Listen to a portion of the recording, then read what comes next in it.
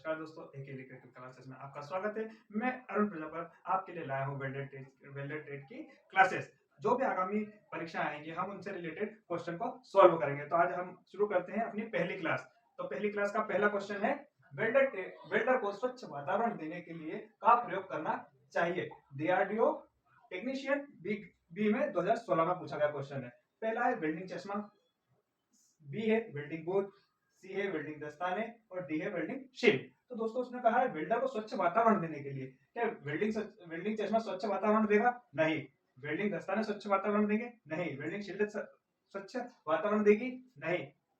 तो जो ये तीनों है ये सुरक्षा के हैं। तो हमारा आंसर आएगा वेल्डिंग बूथ। वेल्डिंग बूथ क्या होता है दोस्तों? जब वेल्डर वेल्डिंग करता है तो जो उससे हानिकारक धुआं निकलता है और चिंगारी निकलती है तो उसको बाहर करता है। ठीक है दोस्तों, तो हमारा सही आंसर आएगा वेल्डिंग बूथ। वेल्डिंग बूथ कितने प्रकार के होते हैं दोस्तों? 3 प्रकार के होते हैं। पहला होता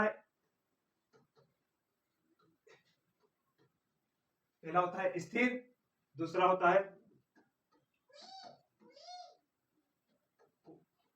पोर्टेबल, तीसरा होता है मॉड्यूलर। कितने प्रकार के बूथ होते हैं वेल्डिंग बूथ? 3 प्रकार के होते हैं, स्थिर, पोर्टेबल और मॉड्यूलर। ठीक है ना दोस्तों? कभी आपसे पूछे कि वेल्डिंग बूथ के कितने प्रकार होते हैं तो ये आपका क्या आंसर होना चाहिए? 3 प्रकार होते हैं। तो चलते हैं अपने नेक्स्ट क्वेश्चन पे। हमारा नेक्स्ट क्वेश्चन है, आर्क से उत्पन्न पराबैंगनी किरणें वातावरण की को ओजोन में परिवर्तित करती है। आईओएफ टेक्नीशियन बी 2016 में पूछा गया क्वेश्चन है दोस्तों। पहला है हाइड्रोजन, सेकंड है ऑक्सीजन, तीसरा है नाइट्रोजन और चौथा है कार्बन डाइऑक्साइड। तो हमारा सही आंसर है ऑक्सीजन। आर्क से उत्पन्न पराबैंगनी किरणें जो क्या करती है, ऑक्सीजन को काय में कन्वर्ट करती है, ओजोन में कन्वर्ट करती है। ठीक है दोस्तों, और जो पराबैंगनी किरणें है, पराबैंगनी किरणों से क्या होता है, यदि पराबैंगनी किरणें ज्यादा त्वचा पे या अपने शरीर पे इफेक्ट डालती है, इससे क्या हो सकता है, अपने को त्वचा का कैंसर हो सकता है दोस्तों। ठीक है, नेक्स्ट क्वेश्चन। हमारा तीसरा क्वेश्चन है दोस्तों, वेल्डिंग प्रक्रम में आग से बचाव का निम्न में से कौन सा साधन है? इसरो में पूछा गया 2017 का क्वेश्चन है। पहला पानी, सेकंड है रेत, तीसरा है मिट्टी और चौथा है ये सभी। तो आप सोच रहे हो बिल्डिंग की आग बुझाने के लिए हमको कौन सा यूज करना चाहिए? तो ये चारों यूज में होंगे। ठीक है ना, पानी भी होगा, रेत भी होगा, मिट्टी भी होगा। पानी कब होगा? यदि किसी धातु में आग लगी है या छोटी मोटी आग लगी है तो उसमें पानी का यूज करेंगे। सेकंड, रेत का यूज भी कब करेंगे? जब दोस्तों रेत का यूज क्यों करेंगे? ये सबसे अच्छा इंसुलेटर होता है, ये उष्मारोधी होता है। इसी प्रकार मिट्टी भी उष्मारोधी होती है। इसके अलावा यदि आग लगती है तो हम कार्बन डाइऑक्साइड एक्सटिंग्विशर, पाउडर वाला जो एक्सटिंग्विशर होता है उसका भी यूज करते हैं। तीसरा फोम टाइप एक्सटिंग्विशर होता है, उसका यूज करते हैं। ठीक है ना, और वेल्डिंग नेक्स्ट क्वेश्चन दोस्तों, वेल्डिंग प्रक्रम में आग से बचाव का निम्न में से कौन सा साधन है? इसरो में पूछा गया क्वेश्चन है 2017 में। पहला है पानी, सेकंड है रेत, तीसरा है। नेक्स्ट क्वेश्चन दोस्तों, वेल्डिंग प्रक्रम में आग से बचाव का निम्न में से कौन सा साधन है? इसरो 2017 में पूछा गया क्वेश्चन है। सबसे पहला है पानी, सेकंड है रेत, थर्ड है मिट्टी या ये सभी। दोस्तों हम इन चारों का यूज करेंगे, पर किस किस प्रकार से यूज करेंगे आपको ये समझना है। पानी का यूज, यदि आप कोई वेल्डर वेल्डिंग कर रहा हो, उस धातु में आसपास आग लगी है तो हम पानी का यूज कर सकते हैं। ठीक है ना, यदि हमारे ट्रांसफार्मर में आग लग गई है, हम वेल्डिंग करते हैं, वेल्डिंग के अंदर ट्रांसफार्मर, तो हम किसका यूज करेंगे? रेत का या मिट्टी का? रेत या मिट्टी का क्यों? रेत सबसे अच्छा इंसुलेटर होता है दोस्तों, मतलब उष्मा रोधी होता है, इसमें आग नहीं लगती है। और मिट्टी भी उसी प्रकार का पदार्थ है। तो ये सभी आएगा इसमें आंसर से। इसके अलावा हम फोम फोम टाइप एक्सटिंग्विशर होता है दोस्तों, उसका यूज कर सकते हैं। कार्बन डाइऑक्साइड टाइप का एक्सटिंग्विशर होता है दोस्तों, उसका यूज करते हैं। और किसका अपन दो फॉर्म का कर सकते हैं। पाउडर टाइप आता है एक्सटिंग्विशर दोस्तों, उसका यूज कर सकते हैं। ठीक है ना, हम इतने प्रकार का एक्सटिंग्विशर का भी यूज कर सकते हैं वेल्डिंग में, वेल्डिंग के दौरान आग लगी तो। और वेल्डिंग के दौरान आग और किस प्रकार से लग सकती है? यदि हमारा कनेक्शन लूज हो किसी टाइप का, उससे आग लग सकती है, या वेल्डर की लापरवाही से भी आग लग सकती है दोस्तों। ठीक है, नेक्स्ट क्वेश्चन पे चलते हैं। हमारा नेक्स्ट क्वेश्चन है दोस्तों, वेल्डिंग शॉप में आग लगने का कारण हो सकता है। आरआरबी बिलासपुर एएलपी का क्वेश्चन है। पहला है गर्म स्लेग, सेकंड है इलेक्ट्रिक आर्क, तीसरा है ए और बी, सी दोनों, और चौथा है इनमें से कोई नहीं। तो वेल्डिंग शॉप में यदि किसी की वेल्डिंग की शॉप है तो उसमें आग लगने का कारण क्या हो सकता है दोस्तों? गर्म स्लेग। यदि वेल्डर वेल्डिंग कर रहा है तो उसमें से क्या निकलती है? स्लेग निकलती है दोस्तों। तो उसके कारण क्या होता है? वहां पर आग लग सकती है। इलेक्ट्रिक आर्क के पास यदि कुछ भी हुआ, यदि अपना पेट्रोलियम पदार्थ हुआ या कुछ पदार्थ हुआ, तो उसमें भी आग लग सकती है। तो ये क्या होगा? ए और बी दोनों हो सकता है। इसके अलावा क्या हो सकता है? हमारा कनेक्शन लूज, वेल्डिंग शॉप में यदि कनेक्शन लूज हुआ, शॉर्ट सर्किट हुआ, उसके कारण भी आग लग सकती है। यदि इनके अलावा कोई और भी ऑप्शन आता है दोस्तों, तो अपन उसको देखकर अच्छी भली भांति से समझकर उसका आंसर टिक करेंगे। ये दोनों तो है ही सही। नेक्स्ट क्वेश्चन पे चलते हैं। नेक्स्ट क्वेश्चन है, पतली प्लेटों पर वेल्ड करते समय विरूपण को निम्न में से किसके द्वारा कम किया जा सकता है? आरआरबी सिकंदराबाद एएलपी में पूछा गया क्वेश्चन है 2008 में। पहला है दोनों तरफ से वेल्डिंग, सेकंड है वी की अपेक्षा यू प्रकार का प्रयोग करके वेल्डिंग करें, तीसरा है पीछे मजबूत सहारा देकर वेल्डिंग करना, और चौथा है बेकअप स्टेप वेल्डिंग का प्रयोग करना। तो दोस्तों आपको पहले ये समझना होगा कि ये वेल्डिंग किस प्रकार की होगी। दोनों तरफ से वेल्डिंग है मतलब कि यदि हमारे पास इस प्रकार की एक प्लेट है और सेकंड इस प्रकार की प्लेट है, ठीक है दोस्तों। पहला आंसर है दोनों तरफ से वेल्डिंग। हम इस साइड से वेल्डिंग करेंगे उसको और इस साइड से वेल्डिंग करेंगे, तो हमारी प्लेट में क्या होगा? तनाव आ जाएगा, तो हम ये वेल्डिंग का प्रयोग नहीं करेंगे। सेकंड है वी की अपेक्षा यू प्रकार का प्रयोग करना। देखिए दोस्तों, हमारी फिर से वही वही वही देखना, आपको क्वेश्चन में पूछा गया पतली प्लेट है ना, पतली प्लेट है, मोटी प्लेटों की बात नहीं, ये तो मैं दर्शाने के लिए आपको सिर्फ दिखा रहा हूं। ये एक प्लेट है, इसमें वी ग्रुप बना हुआ है दोस्तों।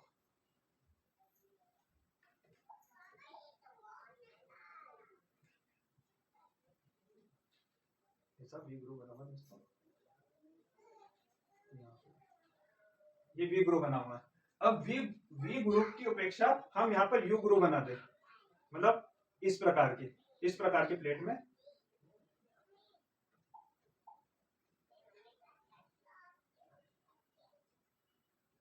यू ग्रुप बना दे। तो यू ग्रुप में दोस्तों जब अपन वेल्डिंग करेंगे तो उसमें जो फिलर मटेरियल है उसकी मात्रा भी अधिक होगी, उसकी मात्रा अधिक होगी तो उससे क्या होगा? प्लेट में तनाव ज्यादा आएगा और प्लेट सिकुड़ जाएगी, विरूपण हो जाएगा उसमें। थर्ड है अपना पीछे से मजबूत सहारा देके। सर प्लेट दोस्तों पहले ही प्लेट पतली है अपनी, तो उसको पीछे से सहारा कैसे देंगे? पीछे से सहारा दिया तो पहले से ही श्रिंक हो जाएगी। और चौथा है backup step welding. Backup step welding में क्या होता है दोस्तों? इस प्रकार की प्लेट है अपनी, ठीक है, तो इसमें क्या करते हैं हम?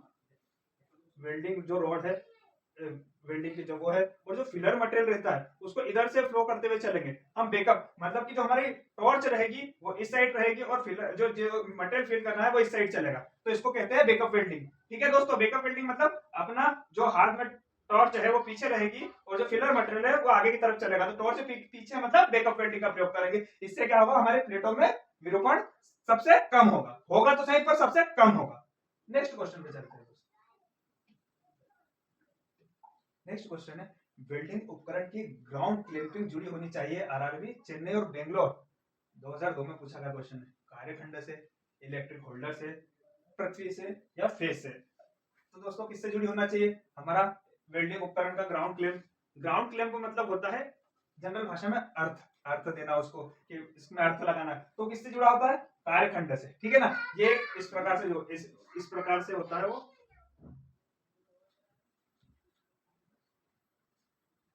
यहाँ पे स्प्रिंग लगी रहती है दोस्तों। तो इससे अपन क्या करते हैं? कार्यखंड यहाँ पर जो भी एक, जैसे अपने पास एक प्लेट है, इसमें फंसा देंगे, ठीक है उसको, तो वेल्डिंग वो ग्राउंड क्लैंपिंग हो जाएगी। ये इस प्रकार से आपने देखा होगा, तो दबाते हैं, जैसे आपका पास रहता है पेचकस रहता है। नेक्स्ट क्वेश्चन दोस्तों, वेल्डिंग उपकरण की ग्राउंड क्लैंप जुड़ी होनी चाहिए। आरआरबी चेन्नई और बेंगलोर दोनों में पूछा गया है 2002 में। पहला है कार्यखंड से, सेकंड है इलेक्ट्रिक होल्डर से, थर्ड है पृथ्वी से और फोर्थ है फेस से, ठीक है ना। तो वेल्डिंग उपकरण का ग्राउंड क्लैंपिंग किससे जुड़ा होता है?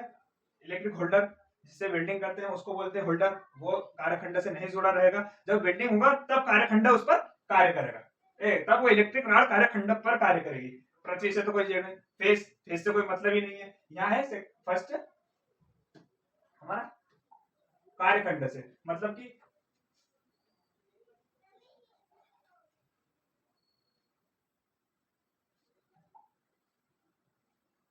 हमारा स्प्रिंग नुमा होता है क्लैंप।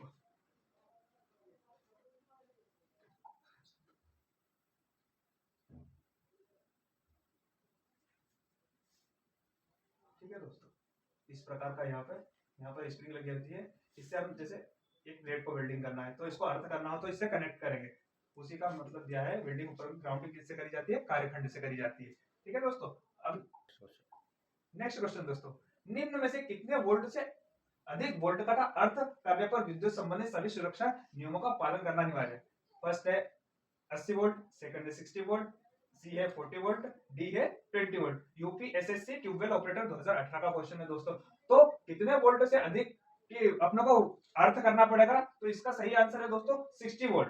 क्यों करना पड़ेगा, यदि हम अर्थ नहीं करेंगे तो उससे क्या होगा, यदि हम कार्य क्षेत्र पर किसी भी प्रकार का कार्य कर रहे हैं तो हमें करंट लग सकता है। उसके लिए क्या रहना चाहिए, हमारे क्या क्या सावधानियां रहनी चाहिए और कौन से नियम होना चाहिए। पहला नियम होना चाहिए हमारा कि यदि हम अर्थ कर रहे हैं तो जो वायर है वो पूरा इंसुलेट होना चाहिए, मतलब पूरा प्रतिरोधी होना चाहिए कि हमको करंट नहीं लगे। दूसरा, जो हमारा होल्डर रहता है वो पूरा उष्मा रोधी होना चाहिए, वो डाई इलेक्ट्रिक का बना होना चाहिए। ठीक है दोस्तों, और 60 वोल्ट के ऊपर रहेगा तो अर्थ करने के ये नियम है। नेक्स्ट क्वेश्चन पे चलते हैं, आपको समझ में आया होगा। हमारा नेक्स्ट क्वेश्चन है, आप किसी वेल्डर को कैडमियम चढ़ी हुई मशीन पर आर्क वेल्डिंग करते हुए पाते हैं तो आप क्या करेंगे। वेल में पूछा गया क्वेश्चन है 2019 का। उसे वेल्डिंग करते रहने देंगे, उसे धुआं निष्कासन प्रावधान के साथ वेल्डिंग करते रहने देंगे, उसे एक बार वेल्ड करने से रोकेंगे, उसे दूध पीने की सलाह देंगे तथा फिर वेल्ड करने के लिए बोलेंगे। ठीक है दोस्तों, सबसे पहले समझते हैं अपन कैडमियम चढ़ी हुई मशीन। कैडमियम चढ़ी हुई मशीन का मतलब होता है किसी प्रकार की मशीन जिस पर कैडमियम धातु का लेप चढ़ा होगा।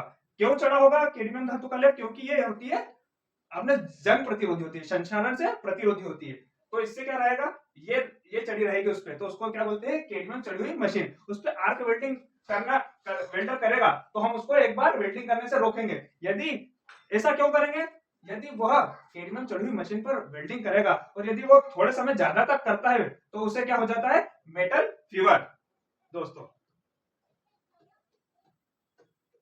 Metal fever. और एक कैडमियम चढ़ी हुई मशीन मतलब कि इसका यूज कहां था, जो एरोस्पेस होता है, अपना सबमरीन होता है, इनमें किसका यूज किया जाता है, कैडमियम चढ़ी हुई। ठीक है, उस पर कैडमियम की परत चढ़ाते हैं।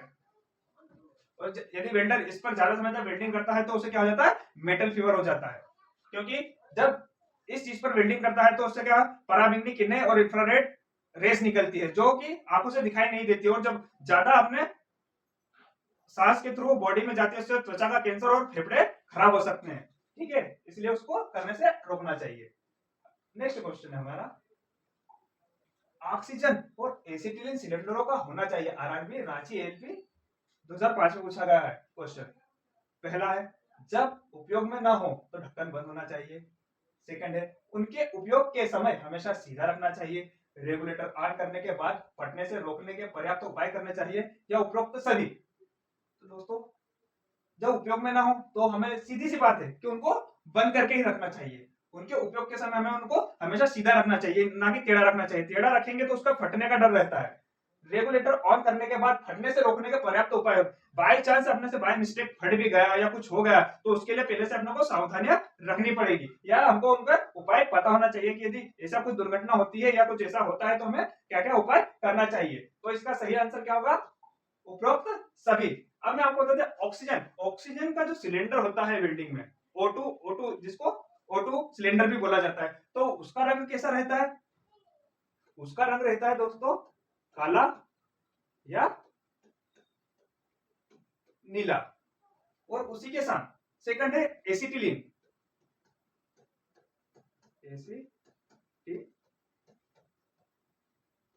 एसिटिलीन इसके सिलेंडर का कलर क्या होगा, मैरून। ठीक है, और एसिटिलीन का सूत्र भी मैं आपको बता देता, C2H2।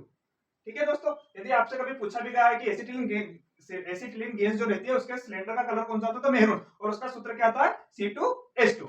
चलते हैं हमारे नेक्स्ट क्वेश्चन पर।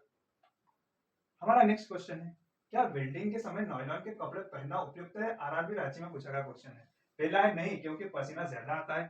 सेकंड है, नहीं, इससे स्थितिक विद्युत बनती है जिससे झटका लग सकता है। तीसरा है, नहीं, इसमें आग जल्दी पकड़ सकती हो। और चौथा है, उपरोक्त सभी। तो हमारा सही आंसर है, इसमें आग जल्दी लग सकती है। क्योंकि नायलॉन का जो कपड़ा होता है वो आग को जल्दी ऑब्जर्व कर लेता है, वो उष्मा रोधी नहीं होता है, इसलिए नायलॉन के कपड़े आग जल्दी पकड़ लेते हैं और उनको नहीं पहनना चाहिए। और यदि हम कार्यस्थल पर किसी प्रकार का कार्य भी कर रहे हैं दोस्तों, तो ढीले कपड़े नहीं पहनना चाहिए। गॉगल्स, हेलमेट, शूज का प्रॉपर यूज करना चाहिए। इसी के साथ आज हम अपनी क्लास यहीं पर समाप्त करते हैं दोस्तों। यदि हमारा वीडियो पसंद आया है तो वीडियो को लाइक करें और चैनल को सब्सक्राइब करें। जय हिंद दोस्तों।